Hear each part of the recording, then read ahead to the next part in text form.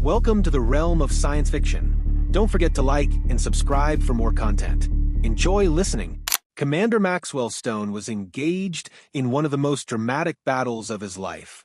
Before him stood an alien force, but the aliens were in no condition to resist the human onslaught.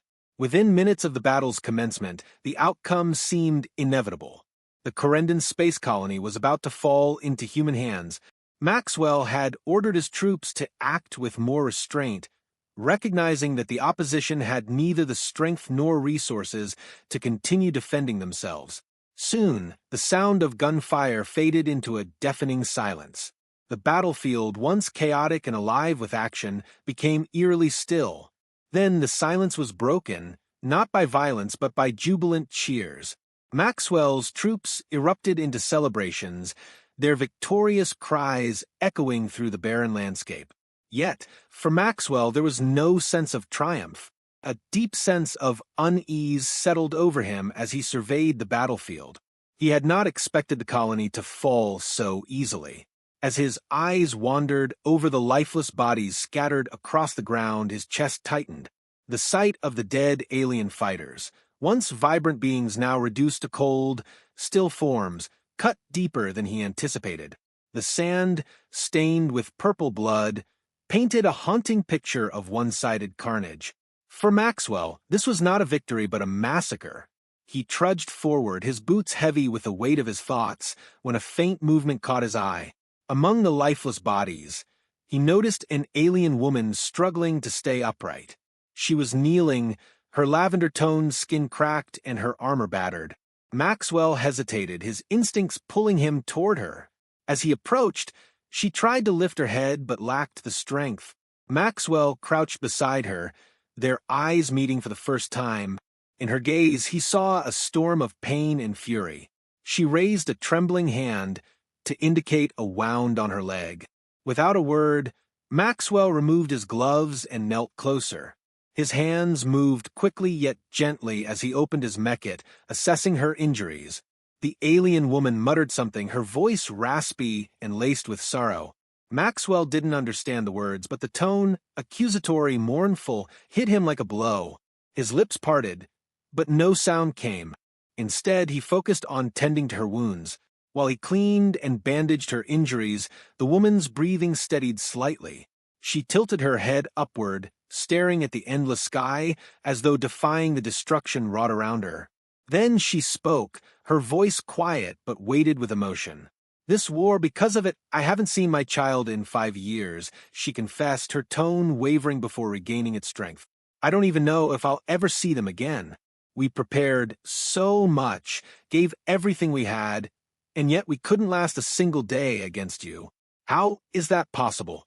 Maxwell froze, her words cutting through him. "A child?" he asked, his voice barely audible. "You have a child?" She nodded faintly, her lavender skin glistening with a sheen of sweat and blood. "Yes, it's been 5 years. I don't know where they are or if they're even alive." Her eyes brimmed with unshed tears. A wave of guilt crashed over Maxwell. He swallowed hard and placed a hand gently on her shoulder. "We'll find your child," he said, his voice resolute. "I promise you, we'll find them." In that moment, an unspoken connection formed between them. It wasn't born of words or gestures, but of shared pain and hope. After the war, the Corendon colony began its reconstruction under Maxwell's leadership. While the colony's infrastructure was being rebuilt, the alien woman, still recovering from her injuries, remained. Their bond endured. She often reminded him of the promise he had made. "You said you would find my child." Maxwell poured his energy into the search, determined to keep his word. Months of effort followed. Clues were gathered, leads pursued, and long-forgotten records unearthed. Finally, a breakthrough came. The woman's child had been evacuated to another colony during the chaos of the war and was alive, waiting to be reunited with her. When Maxwell delivered the news, the woman's reaction overwhelmed him. Tears streamed down her face as she alternated between sobs of relief and joyous laughter. Maxwell organized the reunion himself, ensuring the child was brought back safely. As the alien woman embraced her child for the first time in 5 years, Maxwell stood a few steps away, watching the scene with misty eyes. His heart swelled with a mixture of emotions, joy for the family he had helped reunite and sorrow for the memories their reunion stirred within him. He was reminded of his own past. At the age of 7, he had lost his mother, and the wound of her absence had never fully healed. Watching the alien mother and child brought those feelings to the surface, but it also offered him a measure of solace. By reuniting them, he had healed a part of himself as well. Maxwell extended an invitation to the woman and her child, offering them a place to live within the newly rebuilt colony. They accepted, though the woman, whose name he now knew as Rixa, did so with some hesitation. Maxwell could see the reluctance in her lavender eyes, a mix of pride and fear that mirrored his own inner conflict. It wasn't easy for her to trust him, not after everything her people had suffered. Yet, she stayed, if only for the sake of her child, Arian.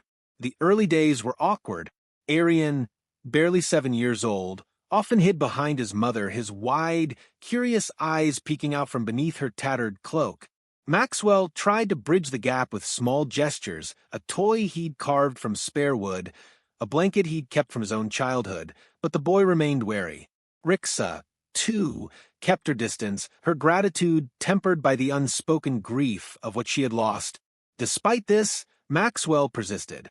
He built them a modest home near his own quarters, ensuring they had everything they needed to start anew. He assigned Rixa a role in the colony's restoration efforts, one that allowed her to contribute without feeling like a burden. She proved to be resourceful, her knowledge of the alien technology invaluable in repairing systems the humans had yet to master. Slowly, the colony began to thrive, and so, too, did their tentative bond. One evening, as the twin moons of Corendon cast their silvery glow over the settlement, Maxwell found himself on their doorstep.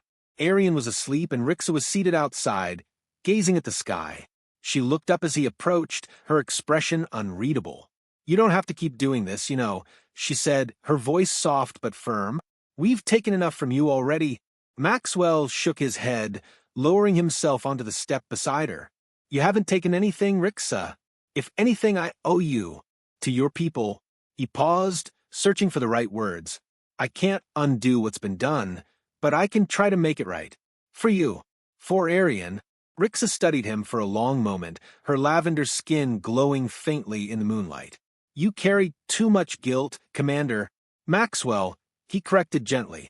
"Maxwell," she echoed, her lips curving into the faintest hint of a smile. From that night on, something shifted between them. Rixa began to open up, sharing fragments of her life before the war. She spoke of Arian's father, a brilliant scientist who had sacrificed himself to ensure their escape. She shared stories of their homeworld, a place of towering crystal spires and endless fields of luminescent flowers. Maxwell listened intently, captivated not just by her words, but by the way her eyes lit up when she spoke of her past.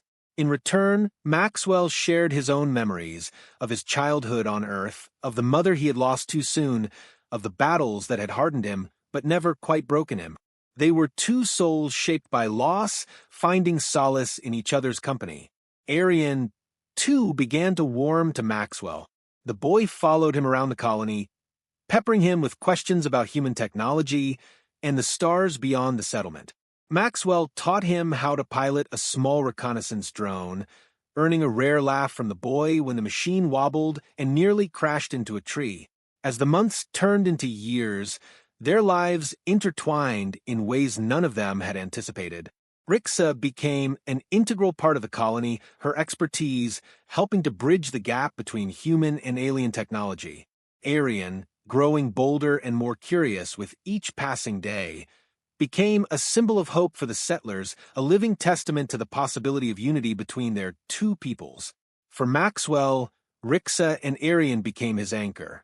The laughter that now filled his once quiet home, the warmth of shared meals, the simple joy of watching Arian chase fireflies under the starlit sky. These were the moments that reminded him of what they were fighting for. One evening, as they sat around the fire pit outside their home, Rixa turned to Maxwell. "Do you ever think about leaving?" she asked, her voice barely above a whisper. Maxwell frowned. Leaving? Why would I leave? Rixa looked down, tracing patterns in the dirt with her finger. Because this isn't your home. Your people, they'll want you back someday. Maxwell reached out, covering her hand with his. This is my home, he said firmly. You and Arian are my home. Tears welled up in Rixa's eyes, but she didn't pull away. In that moment, the unspoken feelings that had grown between them over the years finally found their voice. Their bond deepened, blossoming into a love neither had dared to hope for. They became a family in every sense of the word, their days filled with laughter and purpose, their nights with quiet companionship. Years later, as Maxwell stood on the porch of their home, watching Arian, now a young man, prepare for his first solo flight, he felt a sense of peace he hadn't known in decades. Rixa joined him, slipping her hand into his. The weight of the years that had passed, full of struggles, healing, and love, felt light in this moment of pride. The small spacecraft Arian had meticulously worked on gleamed under the light of Corendon's twin suns. Maxwell had overseen the boy's progress, teaching him the intricacies of human engineering while Rixa guided him in melding it with the elegant technologies of her people. The result was a ship unlike any other, a testament to their unity and collaboration. Do you think he's ready? Rixa asked, her voice carrying a note of maternal worry despite her calm demeanor. Maxwell squeezed her hand gently. He's more than ready. You've seen the way he handles that ship. He's got your sharp mind and, well, he chuckled softly. A bit of my stubbornness. Rixa laughed quietly, leaning into him. Stubbornness is an understatement. He gets that from you entirely. They watched as Arian climbed into the cockpit, his movements confident but deliberate. Maxwell remembered the boy who had once hidden behind his mother, unsure of the world around him. Now he was a man, determined and capable. It filled Maxwell with pride, but also a twinge of melancholy. He'll be back before you know it, Rixa said, sensing Maxwell's unspoken emotions. I know, Maxwell replied, his eyes not leaving the ship. It's hard to let go, even when you know it's time. The ship's engines hummed to life, a low melodic sound that resonated across the colony. Arian glanced out the window, catching his parents' gaze. He gave them a small, confident salute, and Maxwell raised a hand in return. As the ship lifted off, a soft breeze swept through the porch, carrying with it the scent of blooming flora and the faint hum of the colony bustling in the distance. They watched until the ship was a mere speck against the vast expanse of the sky. For a while, they stood in silence, the weight of the moment settling between them. Finally, Rixa spoke. You've always worried about him, haven't you? Maxwell nodded. Since the day I met him. He was just a scared kid, caught in a war he didn't choose. I wanted to protect him from all of it, and you did, Rixa said softly.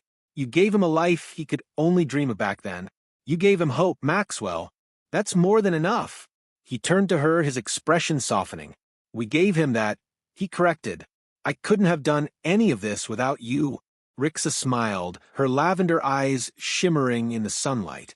Maybe, but you were the one who saved us that day. You chose compassion when you could have walked away. That's what brought us here. Their home felt quieter without Arian's presence, but the days were far from empty.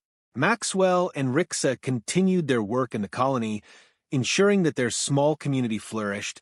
They spent their evenings on the porch, talking about their past, dreaming about the future, and finding solace in each other's company.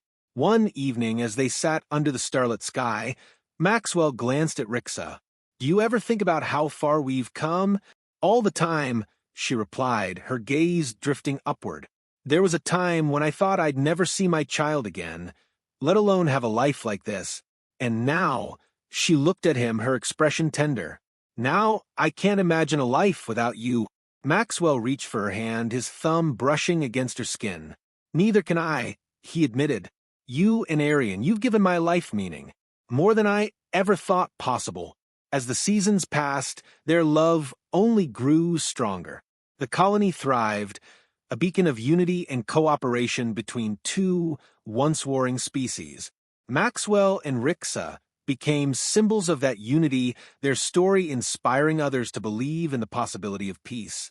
When Arian finally returned from his journey, his ship descending gracefully onto the landing pad, Maxwell and Rixa were there to greet him. He stepped out, his face alight with excitement and pride, and embraced them both.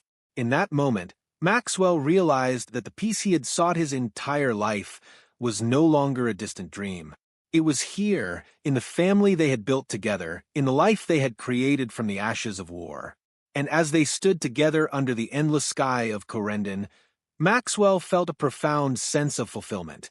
He had found his home, not in a place but in the people who stood beside him.